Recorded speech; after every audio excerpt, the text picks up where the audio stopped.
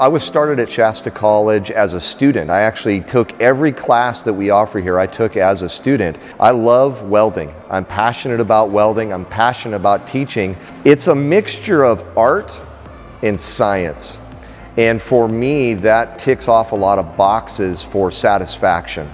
With welding, I have something that I've built and I have constructed, and I can see all of the sweat and blood and sometimes tears that I have poured into that object. In my class, I live and breathe welding. You know, at home, I love to garden.